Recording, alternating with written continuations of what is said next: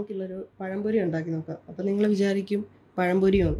Yes, പഴംപൊരിക്കകത്തൊരു secret ingredients ഞാൻ ചേർക്കുന്നുണ്ട്.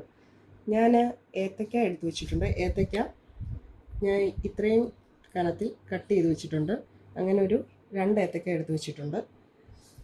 മൈദ മാവ് ഞാൻ ഗോതമ്പ് വെച്ചിട്ടും നോക്കിയിട്ടുണ്ട്, ഗോതമ്പ് പൊടി വെച്ചിട്ടും നോക്കിയിട്ടുണ്ട്. പക്ഷേ ഗോതമ്പ് പൊടി വെച്ച് ചെയ്യുമ്പോൾ ഈ ഒരു ടെക്സ്ചർ കിട്ടുന്നില്ല. ടേസ്റ്റ് ഇതാണ്. വല്ലപ്പോഴും അല്ലേ ഉണ്ടാക്കുന്നത്. അപ്പം നമുക്ക് ഹെൽത്ത് കോൺഷ്യസ് ആയിട്ടുള്ള ആൾക്കാർ വേണമെങ്കിൽ ഗോതമ്പ് പൊടി വെച്ച് നോക്കാം.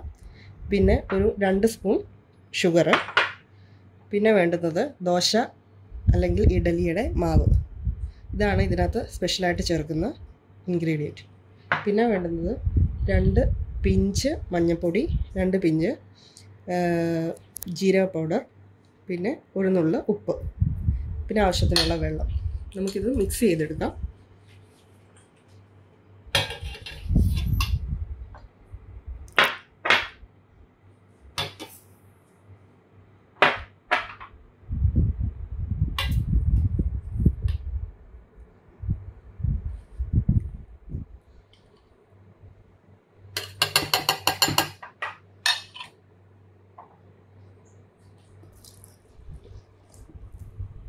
ഓക്കെ, നമ്മുടെ ബാറ്റർ റെഡിയാണ്.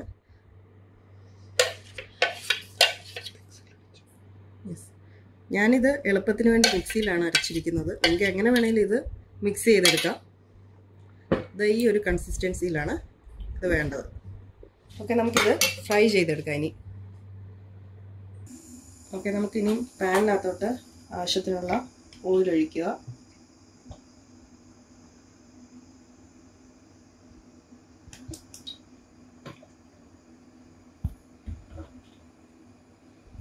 ഇപ്പോൾ എണ്ണ നന്നായിട്ട് ചൂടായിട്ടുണ്ട്. നമുക്കിനി ഓരോ ഏത്തക്ക പീസ് മുക്കിയിട്ട് നമുക്ക് എണ്ണയിൽ ഫ്രൈ ചെയ്തെടുക്കാം.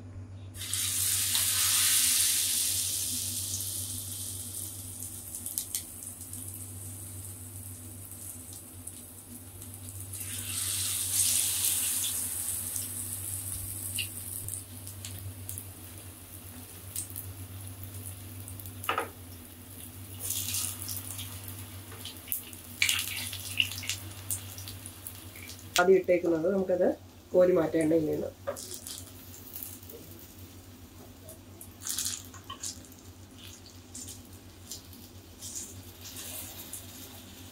അവസാനത്തെ സെറ്റ് നമ്മൾ റെഡി ആയിട്ടുണ്ട്.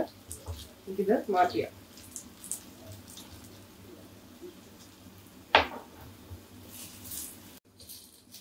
മീഡിയം ഫ്ലെയിമിനെക്കാട്ടി കുറച്ചുകൂടെ കൂട്ടിയിട്ട് വേണം നമ്മൾ ഫ്ലെയിം വെക്കാൻ, അല്ലെങ്കിൽ എണ്ണ കുടിക്കും ഇതിനകത്ത് ഒത്തിരി.